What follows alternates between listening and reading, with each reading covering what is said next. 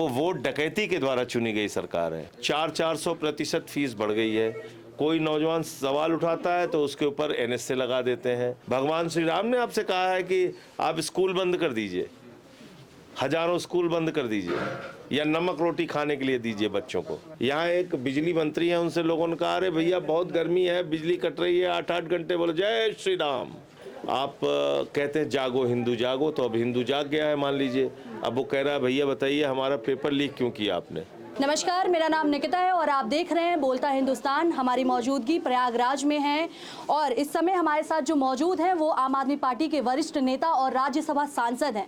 इन्होंने 12 नवंबर को एक पदयात्रा शुरू की जिसका नाम था रोजगार दो और सामाजिक न्याय दो। पदयात्रा शुरुआत की अयोध्या से, शुरुआत हुई सरयू के तट से और अब समाप्ति हुई है संगम के तट पे।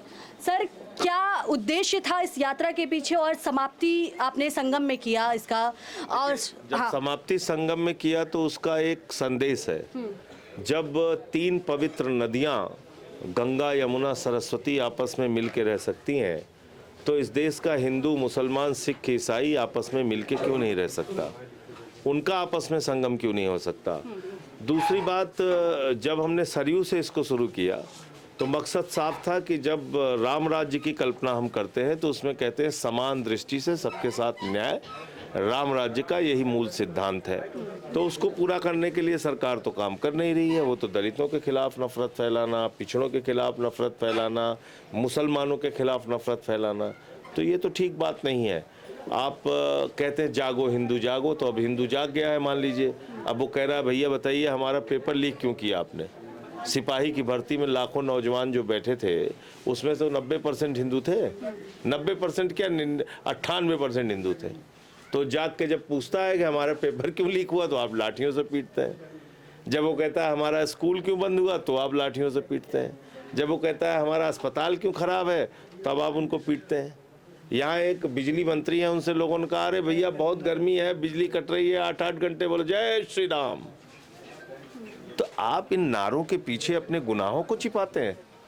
भगवान श्री राम ने आपको कहा है कि आप अपनी नाकारेपन से प्रदेश की जनता को बिजली मत दीजिए, उनको अंधेरे में रखिए, उनको मच्छर काटता रहे। भगवान श्री राम ने आपसे कहा है कि आप स्कूल बंद कर दीजिए, हजारों स्कूल बंद कर दीजिए या नमक रोटी खाने के लिए दीजिए बच्चों को। तो ये बात ठीक नहीं है। इसलिए इन नारों के पीछे छिपने की जो कोशिश है उसको हम लोग उजागर कर रहे हैं इस यात्रा के माध्यम से। और आपने कल देखा होगा कि कितना बड़ा जन समर्थन इलाहाबाद विश्वविद्यालय के छात्रों ने आके सड़क पे दिया और उनके भी बहुत सारे मुद्दे हैं। 400% फीस बढ़ गई है। कोई नौजवान सवाल उठाता है तो उसके ऊपर NSA लगा देते हैं। इसके अलावा यहाँ पर छात्र संघ की बहाली की उनकी मांग है। 2018 से टीचर की कोई भर्ती नहीं हुई है, न BTC की न B.Ed की। यह है उत्तर प्रदेश के मुद्दे।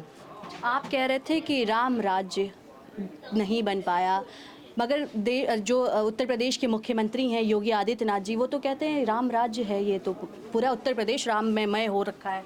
कैसे? 47 लाख करोड़ रुपए के इन्वेस्टमेंट का दावा आप करते हैं, आपने 47 नौकरी दी हो तो बताइए आप झूठ की बुनियाद पे आप चीज़ों को खड़ा करेंगे क्या? इस प्रदेश में बच्चों को मिड डे मील में नमक रोटी खाने को दी जाती है, ये राम राज्य है आपका? ऑपरेशन जो है मोमबत्ती से होता है, ये राम राज्य है? ये राम राज्य है आपका? थाने पे आप जाइए, शिकायत आपकी दर्ज नहीं की जाएगी बगैर रिश्वत लिए, ये राम राज्य है? या फिर हर परीक्षा का पेपर लीक होना राम राज्य है? क्या है राम राज्य? आप समझा दीजिए। आज मेरे खुद के गृह जनपद में कागज पे एक्सरे होता है, कागज पे एक्सरे आपने नहीं देखा होगा, हमारे यहाँ होता है। चलिए मैं दिखाऊंगा आप। हफ्ते भर में एक दिन अल्ट्रासाउंड होता है। ये उत्तर प्रदेश के स्वास्थ्य व्यवस्था की हालत है।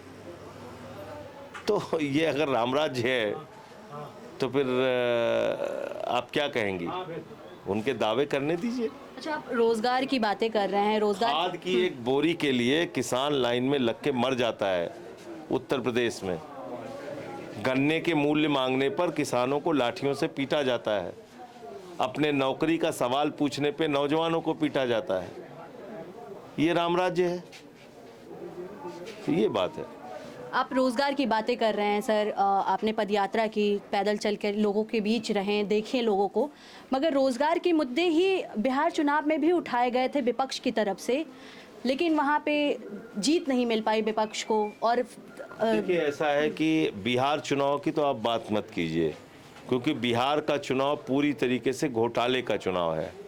उसको मैं चुनाव नहीं मानता, तो जनता के उसको मैं द्वारा मानता हूँ नहीं, एकदम नहीं चुना गया है। वो वोट डकैती के द्वारा चुनी गई सरकार है। 60-60 हजार, 55-55 हजार, 70 हजार वोट एक विधानसभा में आप काट देंगी, फिर उसके बाद चुनाव है वो कोई कि मजाक है? आपने कभी सुना है 70 हजार वोट कट जाए एक विधानसभा में? फिर चुनाव क्या बचा? अब तो लिस्ट उठा के देख लीजिए कि किसके वोट कटे, उसमें यादव कितने हैं, उसमें मुसलमान कितने हैं, उसमें वो बूथ कितने हैं जहां पे विपक्ष जीता था पिछली बार। उठा के चेक कर लीजिए, पता चल जाएगा आपको क्या चुनाव हुआ है। तो इसलिए उसको चुनाव में नहीं मानता। और अपने मुद्दों पे जनता को जागना होगा, अपने मुद्दों पे सरकार से सवाल पूछना होगा। यहाँ हालत ऐसी बना दिया है कि आप कोई बात ही मत कीजिए अपने सवालों पे। कल प्रधानमंत्री नरेंद्र मोदी जी भी गए थे अयोध्या, वहाँ पे ध्वजारोहण किया, उस पे क्या कहेंगे? आपने वहीं से यात्रा शुरुआत की। देखिए, ध्वजारोहण जब वो करने गए तो उस ध्वज को उठाते हुए वो बताएं कि वो इस प्रदेश के लिए, इस देश के लिए क्या कर रहे हैं। अगर राम राज्य की कल्पना की वो बात करते हैं, राम राज्य की बात करते हैं, तो राम राज्य में तो मूल सिद्धांत ही उसका है कि समान दृष्टि से सबके साथ न्याय। मोदी जी कर रहे हैं?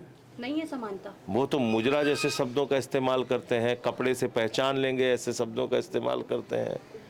उनका रिश्ता तो सबसे है, यदुवंश से भी उनका रिश्ता है, फ्रांस से भी है, जापान से भी है, चीन से भी है। और जो कहते हैं राशन दे रहे हैं हम लोग, खुश हैं, लोगों की पेट भर रहे हैं लोग। इस देश में 100 करोड़ लोग ऐसे हैं जिनके पास परचेजिंग पावर नहीं है, उनके कुछ भी खरीदने की शक्ति खत्म हो गई है।